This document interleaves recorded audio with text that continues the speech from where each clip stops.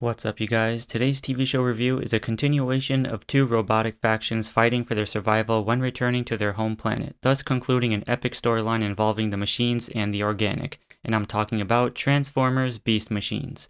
Beast Machines aired in 1999, containing 2 seasons with a total of 26 episodes. Our story begins with a continuation from the previous series, Beast Wars, where the Maximals left the planet Earth, returning back to Cybertron to celebrate their victory by defeating the Predacons. However, to our surprise, their victory was short-lived as it shows our returning Maximals in a cryptic introduction, running for their lives, being chased by these new machines whom have now overtaken Cybertron. Now I will say, this entire series is them basically running, hiding, and surviving, but we'll get to that later.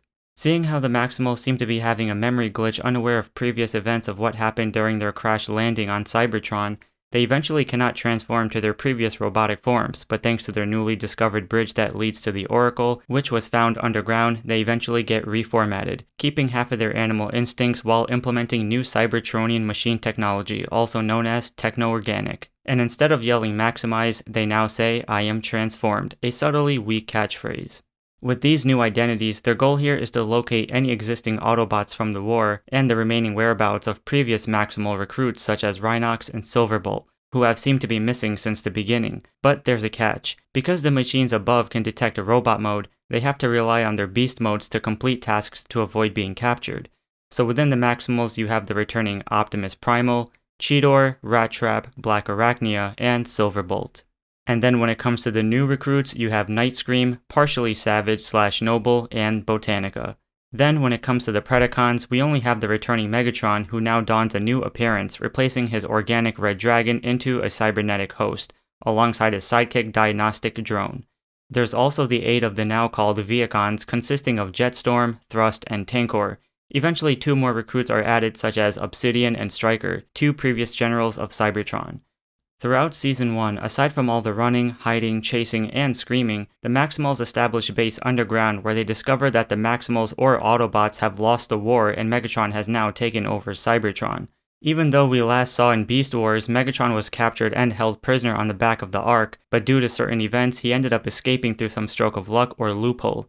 As events unfolded when locating the Transformer archives, the Ark, and other lifeforms, the Maximals learned that a virus had spread throughout Cybertron, wiping just about the entire planet clean of its original state, allowing the once honorable standing statue of Optimus to be destroyed. Any surviving members of Cybertron were held captured, with their sparks being in possession of Megatron, thus him building an entire army of mechanical mercenaries, using leftover sparks of newly designed recruits. So now, this is where the show gets intense. Every character faces their own dilemmas, such as Cheetor butting heads with Optimus and wanting to be a leader, or Rat Trap trying to prove he's not annoying as they say he is, though he comes in handy building most if not all the gadgets for them to use. However, Black Arachnia faces a challenge of trying to find her love Silverbolt, and eventually does so, but it comes at a cost. His spark has been found within the enemy Jetstorm. Certain events leads Jetstorm to be confused, and although she manages to save him by converting him and convincing him time after time that he's a genuine character, the once heroic, hopeless romantic ends up becoming the most pessimistic and hopeless character, all thanks to understanding Megatron's mindset that maybe he had the right idea this whole time, and that being free was worth more than fighting. At one point, Black Arachnia thought the character Thrust was Silverbolt after many rescued incidents. However, as a funny surprise, it shockingly ended up being Waspinator, somehow returning back from Earth. And when sharing his fate from Beast Wars, apparently he was bored on Earth, pushed his authority as a leader too hard against the cavemen, and they flung his ass too far deep into space that he made it back to Cybertron. So now, this is where the show becomes quite emotional in my opinion, and that's the discovery of the real spark within Tankor, and how he plays a pivotal character moving forward. During one mission, when Rat Trap tries to take Tankor down, we discover that the spark of Rhox is tainted within him, and sees what happened to Rhox when arriving to Cybertron. Despite trying their best efforts to convert him back, a devastated Optimus comes to terms with this outcome, as Rhox has made his choice to stay corrupted, stating that there's no harmony without free will. This pretty much sucks because to see Optimus lose his best friend was quite painful. From here on out, Tankor has his own agendas, wanting to take down not just the Maximals, but Megatron as well. And though Optimus tried numerous times to rescue his old friend, at one point he also had to mourn his loss. The character Savage and Night Scream also plays an important role, and that's by introducing the Maximals to the organics that somehow has been implemented on Cybertron, such as fruits and trees. Nightscream's origins showcases how the virus infected and killed most, if not all, the Autobots, with their sparks being removed.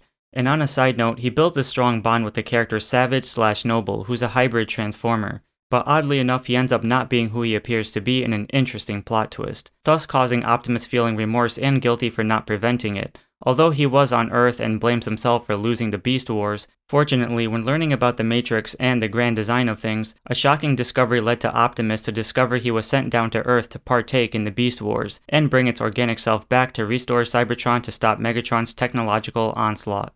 Hence proving there was once organic life when seeing the ancestral bones of Nightscream underground. Further elaborating the quote, "The seeds of the future lays buried in the past," given to Optimus by the Oracle. With the Oracle guiding Optimus, the key to Vector Sigma is the only way to turn organics into cyber robots, hence why Megatron is in deep search for it to create a Cybertropolis. So with that, the Maximals tend to restore Cybertron by building Guardians and using plasma to help add living color.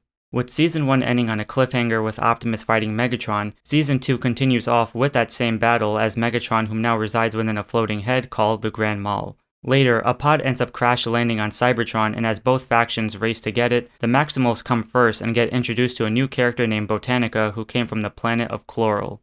Botanica is not only a strong as character, but she's also responsible for adding a lot of plant-based lifeforms into the base of the Maximals, leading her to be extremely vital to their missions. She also develops a romance with Rattrap, but that's a different story.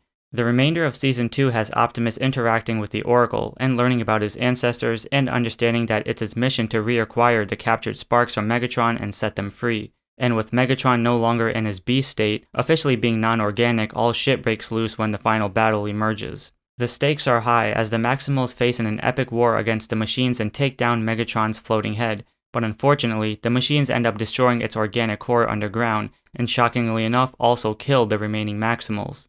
With their sparks being in the hands of an emotional Optimus, who sees all of his comrades dead in front of him, the leftover sparks merge into the fallen Maximals to help in the final battle against Megatron, who uses Optimus's transmetal body and consumes the other remaining sparks to get bigger and bigger. Megatron uses the Vector Key to destroy the organics, but Optimus uses one last attempt and shoves both him and Megatron into the pit or core of Cybertron, where both are reformatted, leaving Optimus's final sacrifice to be in vain. The remaining Maximals then wake up from their deaths and find out that the organics have overtaken Cybertron to create a flourishing and beautiful planet filled with color and balance. As the Maximals stand in disbelief that Optimus not only sacrificed himself, but saved Cybertron and all the remaining and once dead Autobots to celebrate in victory, the era of the Beast Wars and machines concludes altogether in a heartwarming celebration and mourning. This show isn't that bad, although I'm not a fan of most of their facial expressions or designs for that matter. At least the original voice actors returned and the story has good depth and emotion to it. At first, it seems pointless to carry on from Beast Wars, but as events unfolds in this show, it expands the universe a lot more and becomes more intricate when questions to certain loopholes are answered. It's a brave take and continuation, and honestly, I think they did a pretty good job sticking to its roots. Therefore, Transformers Beast Machines gets a B/B+. Thanks for watching, give a like and subscribe for more SHARKTOONS, and I'll talk to you all next episode.